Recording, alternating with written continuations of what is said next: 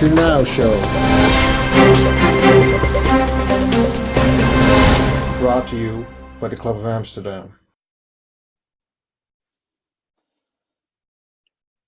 Well, thank you, Felix, for the invitation to the Future Now show. I'm reading your messages now, and I'm very glad to share some insights about Matrix-Q solutions and my research work with the Club of Amsterdam. So looking forward to your questions. And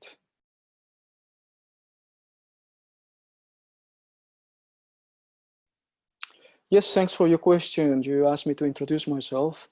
My name is Luis Daniel Maldonado Fonken. I'm a multidisciplinary researcher, and recently I've been working on developing new models for circular economy that are human inclusive, in which we can also introduce the knowledge of how humans can become themselves circular in the way they develop their skills, in the way they develop their competences, in the way we include other humans in our economy.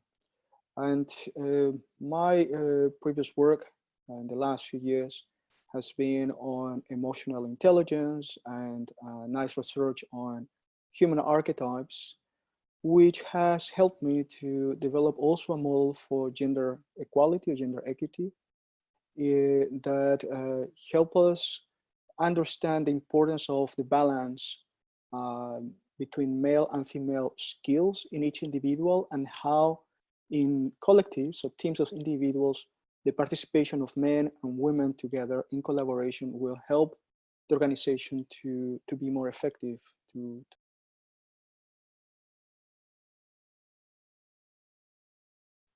Well, you asked me what is circular economy and why do we need it? Well, we live in a finite world. Our resources, just considering the Earth planet as the source of those resources we use, has limits.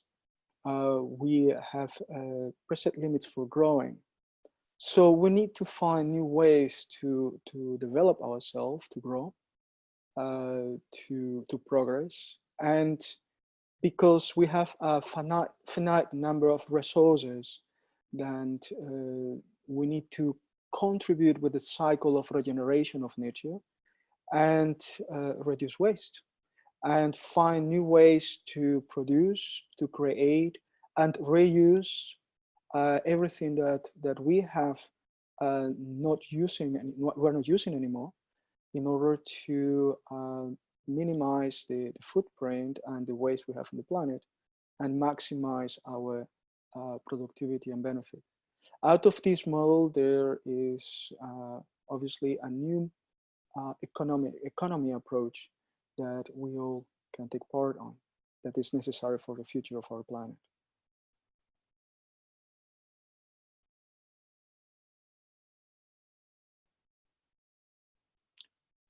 You ask me what is the role of emotional intelligence. Let me start from these perspectives. Along the last 200 years, probably, we have experienced the influence of wonderful minds that have helped us to achieve as humanity a wonderful knowledge in science, in natural science and social science, and much innovation and creativity at the level of technology. While technology is evolving so quick and is transforming our society and civilization globally, at the same time, we understand more and more the need of human competences. While technology can reduce a lot the hassle and the challenge and the hard work that humans have, it creates more space for us to utilize all the competences that technology cannot replace. And we can start with emotional intelligence. We would say that emotional intelligence is essential for our survival, or has been essential for our survival since humans have been on the planet from the rainforest to the first settlements to the first cities and the industrial revolutions. Emotional intelligence is part of our daily life, how we sense relationship, how we're empathic with other people, how we learn to communicate, how we create, how we develop relationships, and how we find the right pathways in our life or in our business to achieve our goals. But emotional intelligence alone is not enough. It is necessary that we learn to coordinate our intellect, our mind, our focus, mindset with our emotions, the way we manage our emotions daily, and the way we maintain our body. There is an old says about the importance of keeping your body, mind, and emotions fit and aligned. When the three of them are working together, then we are more powerful and effective in whatever thing we do. This is a principle for yoga, for martial arts, for dancing, for creativity in general, and should be also a principle for leadership and for innovation. Artificial intelligence interacts with humans.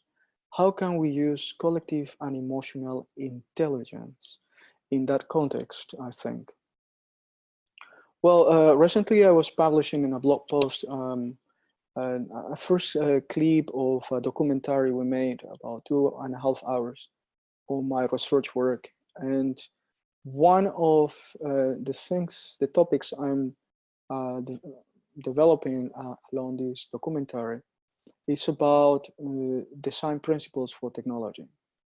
And I did mention that while I was learning at university and learning programming when I was a kid, the 2 lines explanation of how we're gonna make a living with programming or coding skills was to find out what kind of challenges or tasks humans at the moment do can be replaced with technology or with software. And when we find it out, then we're gonna make a living out of that discovery if we can create the necessary software and technology. And it has been that way since after the Second World War, that our technology has been helping us more and more and more to simplify the tasks that humans have to take care of. But at the same time, technology has been taking over our thinking.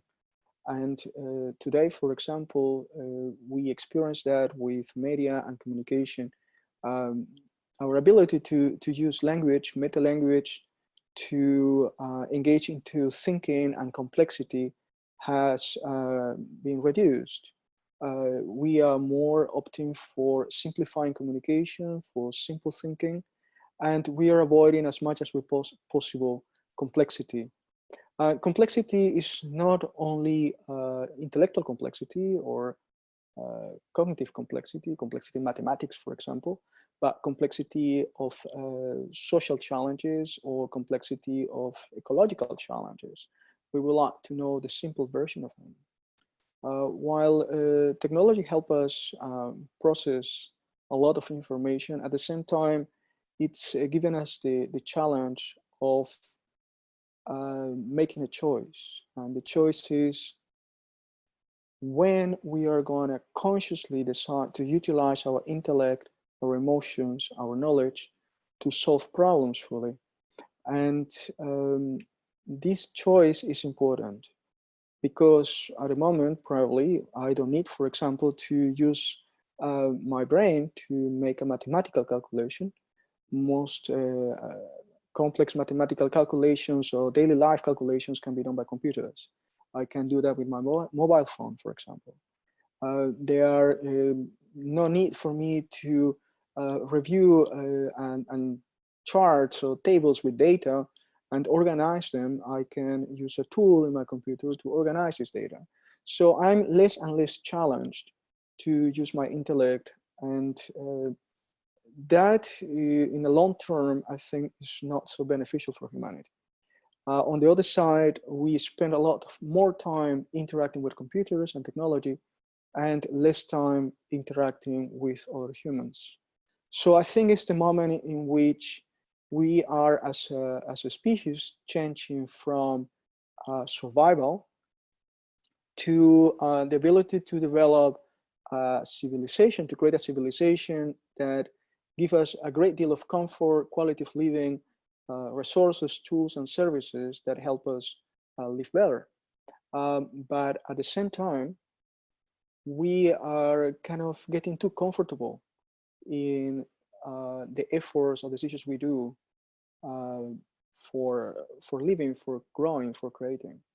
So I believe it's important that humans still see the edge of their evolution, of the development, and keep pushing forward to the next milestone, for which they need to use all the competences and all the abilities.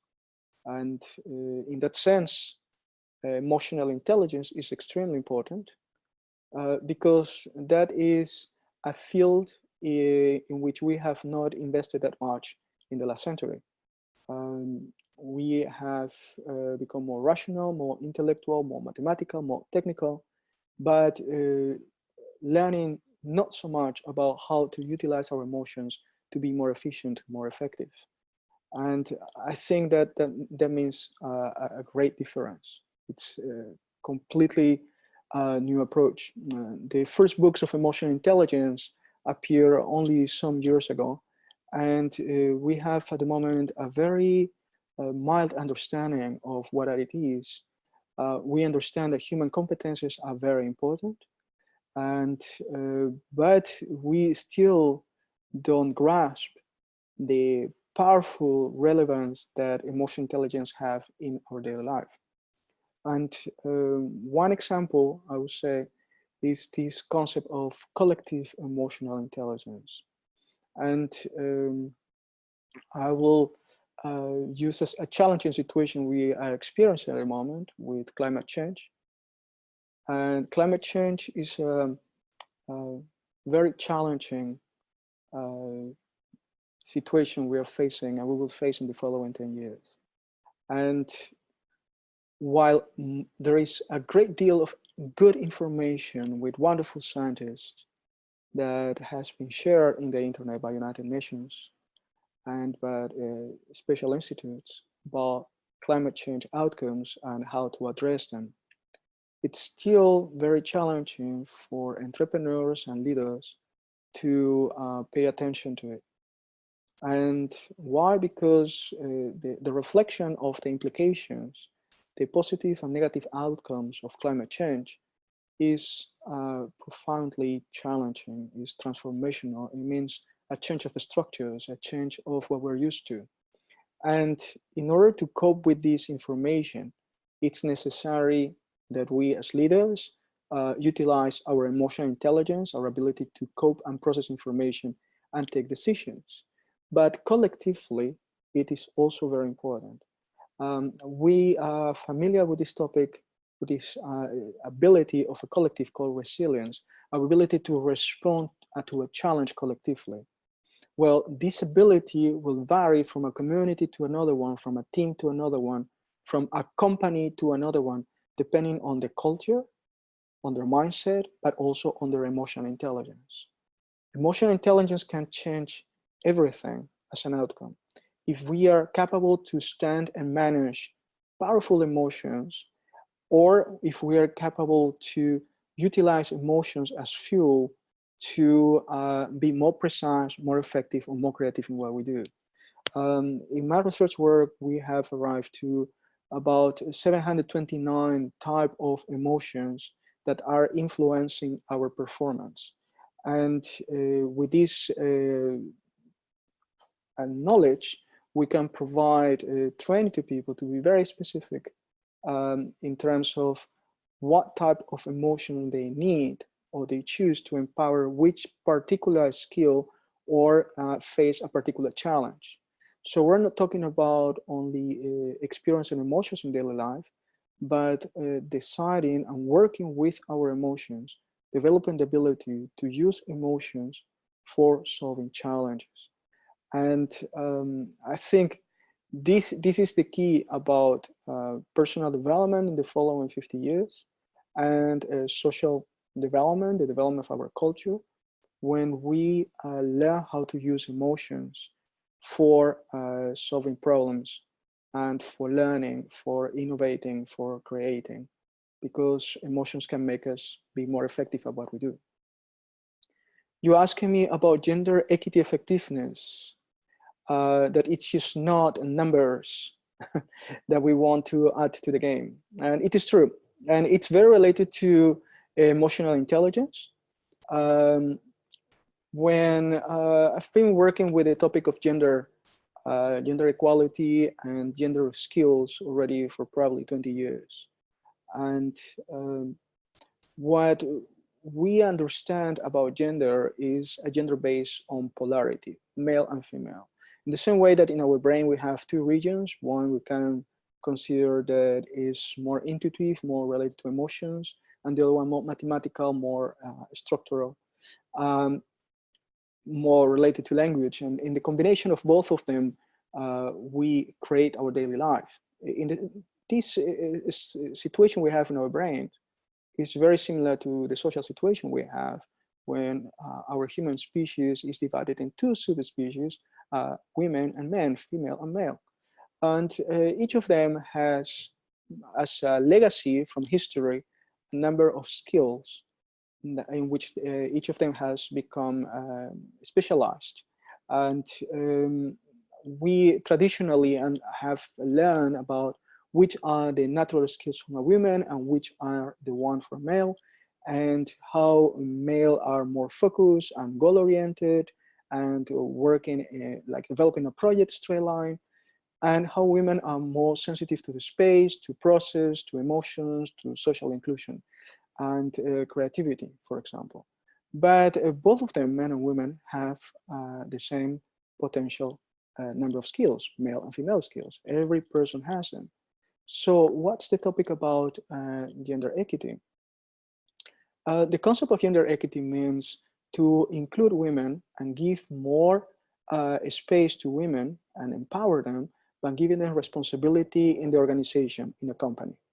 As shareholders, for example, or as employees with wages that are as similar to the one that male receive. So if we have, for example, in a company, 50% of men and 50% of women that share ownership of the company. From one point of view, you know, we have at the level of financial meaning, we have the same amount of capital if we will have 100% male. But on the other side, we are including women and empowering them in their own capacity of generating wealth and their own capacity of developing autonomy and making their own choices and decisions because they have access to financial resources, to dividends, and to financial growth, which is already a very important step when we're talking about gender equality. But there is another side of gender equity, which I call gender equity effectiveness, which means that in a team, when we have both men and women working together, we need to ask ourselves the question if a team is more or less effective because they are both men and women working together. And in my work of research, I have arrived to some conclusions regarding how important it is for individuals to have knowledge, understanding, and ability to use their own male and female skills. You can be a woman, you can be a man, you need to know both of them in yourself and know how to use both of them. But there is a very powerful challenge that is related to our hormonal cycles for both men and women. And in the case of women, for example, women experience, because of the ovulation and menstruation cycle, a shift in their human competences, where the mindset is, where the focus is, how receptive they are to communication or collaboration, or how skillful they are for processing information and reformulating goals or strategies, how practical they are at doing things, or how they project and have a vision for future in terms of setting up goals and strategies and ideals or mission statement. This cycle of 4 to 9 different stages the women is passing through, influenced by the hormonal cycles, is extremely important. Women are different than men, and they have to face these shifts along their life. But I also experience, and we know this, our society is not acknowledging that difference and its level of relevance. It's extremely important for us to understand this. Women, because of the hormonal shifts, they're pulled to a different mindset, to a different level of performance in particular competences. And this is a great thing, because if along those moments they will focus more on those particular activities, they will be a lot more effective. But what we are seeing in the modern corporate and in business and entrepreneurship is that women are challenged to behave more like male, to have like setting goals and projects and developing with one single mind state. And this expectation is not realistic. Actually, it's detrimental. If we would support women to utilize the natural cycle as a frame of reference in which they will shift from one strength to the other one and utilize those strengths to solve the challenges and the problems, then we will empower them in the real nature and in the powerful skills they do have if they are synchronized to the cycle, if they understand this cycle. But what we're experiencing at the moment is that our male-based approach for business and business cycles is creating a conflict between the natural cycles of hormones and the linear approach for business. If we are conflicted always and acting against to what our bodies are asking us to focus on, this friction, this conflict takes a lot more energy, a lot more time, a lot more resources, is less efficient. But if we will work with our own natural cycles and focus on each moment of the cycle in the skills and activities which we are the best, then we're going to be a lot more effective and efficient. The same idea applies for male. Male are also experiencing a cycle, and male can also create cycles for themselves. And if male are not focusing on those cycles that happen along the whole year, then they also become very ineffective. So our whole system is disregarding the importance of natural cycles and how they affect our cognition, emotions, behavior, and creativity. And one single example is how we are able to integrate the 4 seasons of the year in our business process, you know, winter, spring, and summer and fall, and how our social behavior change along these 4 seasons, and how we are not changing much in our business activities along these 4 seasons. That's less nonsense. We are losing a lot of energy and time and increasing our effort because we're fighting against challenges and conditions that are given by our circumstance, which is the natural the season of the year. This is another example. So when we manage to work with natural cycles, we're going to be a lot more efficient. So what does it mean in terms of gender equity effectiveness? And coming back to your original question, when men and women work together, if they will be able to manage their own cycles and synchronize them with nature, they will be extremely more effective. But if they are in conflict with their own natural cycles, if they are in conflict with the cycles of nature, if they're in conflict with their emotions, with their thinking, with their bodies, if they're in conflict within their own ideas and concepts, then there is a lot more friction, a lot less communication, less collaboration, less alignment, and therefore less effectiveness. So gender equity means a great potential in which men and women, like our two sides of our brain, work together and create a wonderful outcome together. But if in this equity there is no effectiveness because it's based on conflict, then there is no much that equity is given to an organization. So I think this is exactly what we need to do for enhancing our organization. I would like to say something about the Matrix-Q ecosystem. Is to base on a number of companies and professionals that are utilizing a very unique methodology based on application of nature principles that help us, enhance our life and our quality of living, sustainability, and unleash human competences. In this ecosystem, there is our research institute, and at the moment, 3 companies and a number of partners and businesses that are supporting us. And we are 17 members. And we are wishing for more researchers and all-round entrepreneurs to join us in this adventure, and capitals to venture capital to come and support our innovations and our work. At the moment, we are focusing on circular economy. We have developed a model that is inclusive, that includes humans in circular economy, and new tools that help us measure and enhance circular thinking and innovation capacity. And this is at the moment our focus.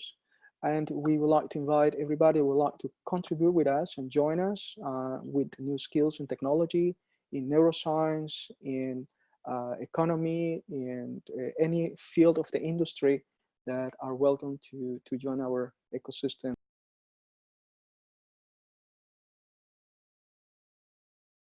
Oh, thank you, Felix, for your interview, and I'm very glad to share with you another moment again. Wish you a good day.